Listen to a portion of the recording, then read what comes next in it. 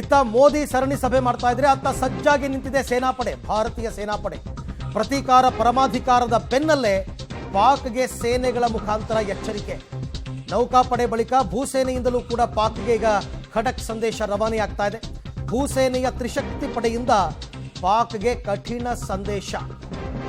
ಅಂದ್ರೆ ನೋಡಿ ನಮ್ಮ ಸಾಮರ್ಥ್ಯವನ್ನ, ನಮಗೆ ಪರಮಾಧಿಕಾರ ಸಿಕ್ಕಿದೆ, ಮುಂದೆ ನೋಡಿ ಏನು ಯಾವ ರೀತಿಯಲ್ಲಿ ನಿಮಗೆ ನಾವು ಹೊಡೆತ ಕೊಡ್ತೀವಿ ಅಂತಕ್ಕಂಥದ್ದನ್ನ ಈಗ ಸಾರಿರ್ತಕ್ಕಂಥದ್ದು. ಏರ್ಫೋರ್ಸ್ ಆಗಿರ್ಬೋದು, ನೇವಿ ಆಗಿರ್ಬೋದು, ಆರ್ಮಿ ಆಗಿರ್ಬೋದು, ಎಲ್ಲ ಕಡೆಯಿಂದಲೂ ಗ್ರೀನ್ ಸಿಗ್ನಲ್ ಬಂದ್ಬಿಟ್ಟಿದೆ. We are ready to fight.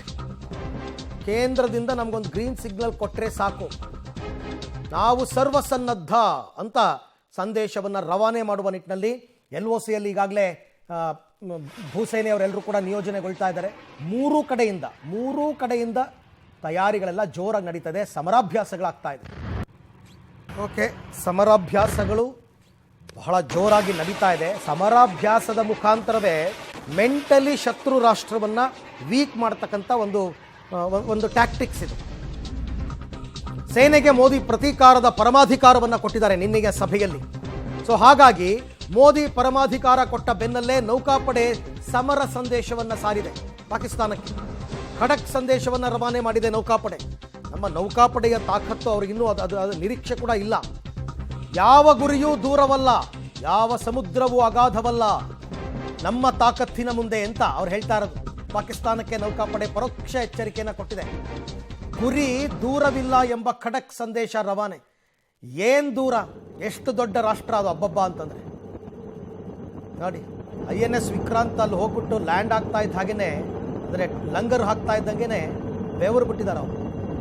50 Rafale ಯುದ್ಧ ವಿಮಾನಗಳನ್ನು ಅಟ್ ಎ ಟೈಮ್ ಹೊತ್ತೊಯ್ಯಬಲ್ಲ ಸಾಮರ್ಥ್ಯ ಇದೆ INS ವಿಕ್ರಾಂತ್ಗೆ.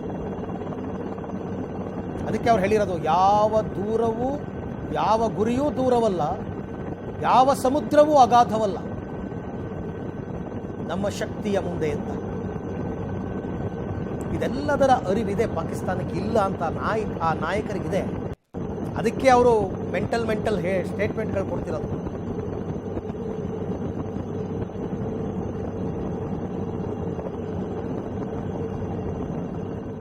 ಈ ಎಲ್ಲ ವಿಚಾರಕ್ಕೆ ಸಂಬಂಧಪಟ್ಟಂತೆ ಮತ್ತಷ್ಟು ಮಾಹಿತಿ ನನ್ನ ಕೊಲೀಗ್ ಶಬೀರ್ ಅವರಿಂದ ಪಡಿತಾ ಹೋಗೋಣ. ಶಬೀರ್, ಒಂದು ಕಡೆ ದೇಶದ ಭೂಸೇನೆ, ಮತ್ತೊಂದು ಕಡೆ ನೌಕಾಪಡೆ ಸಂದೇಶಗಳನ್ನು ಕೊಡ್ತಾ ಇದೆ. ಅಂದರೆ ಪಾಕಿಸ್ತಾನಕ್ಕೆ ಈ ರೀತಿ ಸಂದೇಶಗಳನ್ನು ಕೊಡೋದ್ರ ಮುಖಾಂತರ ಮಾನಸಿಕವಾಗಿ ಅವರನ್ನು ದುರ್ಬಲಗೊಳಿಸುವಂತಹ ಒಂದು ಟ್ಯಾಕ್ಟಿಕ್ಸ್ ಇದು ಅಂತ ಅಂದ್ಬಿಟ್ಟು ನೇರವಾದಂಥ ಎಚ್ಚರಿಕೆ ಸಂದೇಶ ಅಂದರೆ ಬಹುಶಃ ತಪ್ಪಾಗ್ಲಿಕ್ಕಿಲ್ಲ. ಅರವಿಂದ್, ಈಗಾಗಲೇ ಪ್ರಧಾನಿ ನರೇಂದ್ರ ಮೋದಿ ಅವರು ನಿನ್ನೆ ಸೇನಾ ಮುಖ್ಯಸ್ಥರ ಸಭೆಯನ್ನು ನಡೆಸಿ ಇಲ್ಲಿ ಒಂದು ನೇರವಾದಂಥ ಸಂದೇಶವನ್ನು ಕೊಟ್ಟಿರುವಂಥದ್ದು.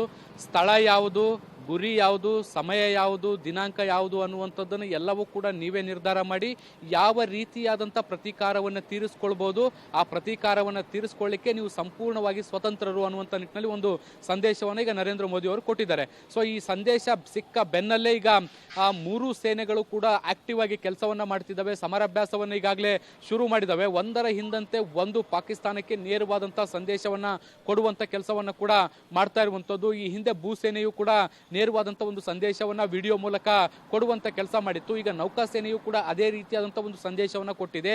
ಯಾವ ಸಮುದ್ರವೂ ಕೂಡ ಅಗಾಧವಲ್ಲ, ಯಾವ ಗುರಿಯೂ ಕೂಡ ದೂರ ಅಲ್ಲ ಅನ್ನುವಂಥ ನಿಟ್ಟಿನಲ್ಲಿ ಪಕ್ಕದಲ್ಲಿರುವಂತಹ ಪಾಕಿಸ್ತಾನಕ್ಕೆ ನೇರವಾದಂಥ ಎಚ್ಚರಿಕೆಯನ್ನು ಕೊಡುವಂತ ಕೆಲಸವನ್ನ ಮಾಡ್ತಾ ಇದೆ. ಒಂದು ವೇಳೆ ಕಾಲ್ ಕೆರೆದು ಜಗಳಕ್ಕೆ ಬರುವಂತ ಕೆಲಸವನ್ನ ಏನಾದ್ರೂ ಮಾಡಿದ್ರೆ ಯಾವ ರೀತಿಯಾದಂಥ ಪ್ರತೀಕಾರ ಇರುತ್ತೆ ಅನ್ನುವಂಥ ನಿಟ್ಟಿನಲ್ಲಿ ಈ ಒಂದು ವಿಡಿಯೋಗಳ ಮೂಲಕ ಎಚ್ಚರಿಕೆಯನ್ನು ಕೊಡುವಂತ ಕೆಲಸವನ್ನ ಮಾಡ್ತಾ ಇರುವಂತದ್ದು. ವಿಡಿಯೋಗಳಲ್ಲಿ ನೀವು ಕೂಡ ನೋಡಬಹುದು ಮಿಸೈಲ್ಗಳು ಹೇಗೆ ಉಡಾವಣೆ ಆಗ್ತಾ ಇದಾವೆ ಅನ್ನುವಂಥದ್ದು. ಸೊ ಈ ಮೂಲಕ ನೇರವಾಗಿ ನಮ್ಮ ಶಕ್ತಿ ಏನು, ನಮ್ಮ ಸಾಮರ್ಥ್ಯ ಏನು ಅನ್ನುವಂಥದ್ದನ್ನ ತೋರಿಸುವಂತ ಕೆಲಸವನ್ನು ಕೂಡ ಮಾಡ್ತಾ ಇರುವಂತದ್ದು. ಹೀಗಾಗಿ ಪಾಕಿಸ್ತಾನ ಕೂಡ ಸಾಕಷ್ಟು ಆತಂಕದಲ್ಲಿರುವಂತದ್ದು.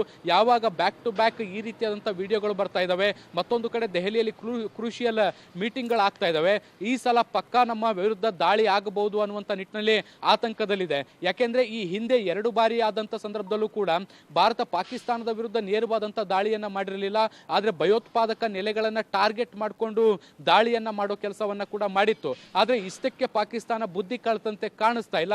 ನಿರಂತರವಾಗಿ ಭಯೋತ್ಪಾದನೆಯನ್ನ ಪೋಷಿಸುವುದು, ಭಾರತದಲ್ಲಿ ಅದರಿಂದ ದಾಳಿಯನ್ನ ಮಾಡಿಸುವಂತ ಕೆಲಸವನ್ನ ಮುಂದುವರಿಸ್ತಾ ಇದೆ. ಹೀಗಾಗಿ ಈ ಬಾರಿ ಏನಾದ್ರೂ ಭಾರತ ಸರ್ಕಾರ ಭಯೋತ್ಪಾದನೆಯ ಮೂಲಕ್ಕೆ ಕೈ ಹಾಕುವಂತ ಕೆಲಸ, ಅಂದ್ರೆ ಯಾರು ಭಯೋತ್ಪಾದನೆಯನ್ನ ಪೋಷಿಸ್ತಾ ಇದ್ದಾರೆ ಅವರಿಗೆ ಈ ಬಾರಿ ಎಚ್ಚರಿಕೆಯನ್ನು ಅಥವಾ ಪಾಠವನ್ನು ಕಲಿಸುವಂಥ ಏನಾದರೂ ಪ್ರಯತ್ನ ಮಾಡುತ್ತಾ ಅನ್ನುವಂತಹ ಚರ್ಚೆಗಳು ಕೂಡ ಇರುವಂಥದ್ದು. ಹೀಗಾಗಿ ಈ ಸಾರಿ ಭಯೋತ್ಪಾದಕ ನೆಲೆಗಳ ಜೊತೆಗೆ ಇದನ್ನು ಪೋಷಿಸುವಂತಹ ಪಾಕಿಸ್ತಾನಕ್ಕೂ ಕೂಡ ಪಾಠವನ್ನು ಕಲಿಸುವಂತಹ ಸಾಧ್ಯತೆಗಳಿದ್ದಾವೆ.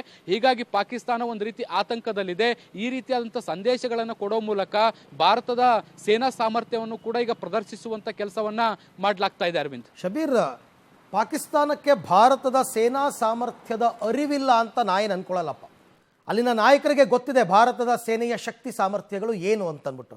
ಅಷ್ಟು ಗೊತ್ತಿದ್ರೂ ಕೂಡ ಧಮಕಿ ಹಾಕೋ ರೀತಿಯಲ್ಲಿ ಮಾತನಾಡ್ತಾರಲ್ಲ, ಇದು ಅಸಹಾಯಕತೆಯ ಪರಮಾವಧಿನ ಅಂತ.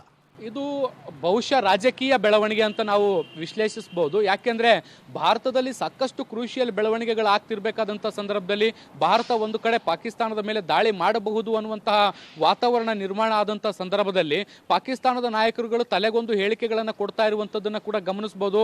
ಒಬ್ಬರು ಹೇಳ್ತಾರೆ ನಮ್ಮ ಹತ್ರ ಅಣ್ವಸ್ತ್ರಗಳಿದ್ದಾವೆ, ಇನ್ನೊಬ್ಬರು ಹೇಳ್ತಾರೆ ರಕ್ತ ಹರಿಸ್ತೀವಿ ಅನ್ನುವಂಥ ನಿಟ್ಟಿನಲ್ಲಿ. ಅಂದ್ರೆ ಪಾಕಿಸ್ತಾನದಲ್ಲಿ ನಾವು ಕೂಡ ಕೈ ಕಟ್ಕೊಂಡು ಕೂತಿಲ್ಲ ಅನ್ನುವಂಥ ನಿಟ್ಟಿನಲ್ಲಿ ಅವರ ಜನರನ್ನ ಮನವೊಲಿಸುವಂಥ ಕೆಲಸವನ್ನ ಮಾಡುವಂಥ ಕೆಲಸ ಮಾಡ್ತಾ ಇದ್ದಾರೆ.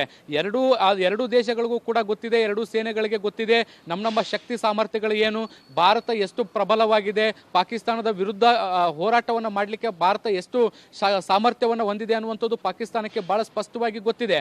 ಆದಾಗ್ಯೂ ಕೂಡ ಸೋಲನ್ನು ಒಪ್ಕೋಬಾರದು ಅನ್ನುವಂಥ ಕಾರಣಕ್ಕೆ ಈ ರೀತಿಯಾದಂಥ ಬೆದರಿಕೆ ಒಡ್ಡುವಂಥ ಕೆಲಸಗಳು, ಅಣ್ವಸ್ತ್ರ ಬಳಕೆ ಮಾಡಿಬಿಡ್ತೀವಿ ಅನ್ನುವಂಥ ನಿಟ್ಟಿನಲ್ಲಿ ಬೆದರಿಸುವಂಥ ಕೆಲಸಗಳನ್ನು ಮಾಡ್ತಾ ಇರುವಂಥದ್ದು. ಇದು ಒಂದು ಬೆದರಿಕೆಯ ತಂತ್ರ. ಆದರೆ ಮತ್ತೊಂದು ಕಡೆ ಪಾಕಿಸ್ತಾನದಲ್ಲಿ ಅಲ್ಲಿಯ ಜನರಿಗೆ ನಾವೇನೂ ಕಡಿಮೆ ಇಲ್ಲ, ನಾವೇನೋ ಮಾಡ್ತಿದ್ದೀವಿ ಅನ್ನುವಂಥ ನಿಟ್ಟಿನಲ್ಲಿ ತೋರ್ಪಡಿಕೆ ಮಾಡಿಕೊಳ್ಳುವಂತಹ ಭಾಗದ ಪ್ರಯತ್ನವೂ ಕೂಡ ಹೌದು. ಅರವಿಂದ್.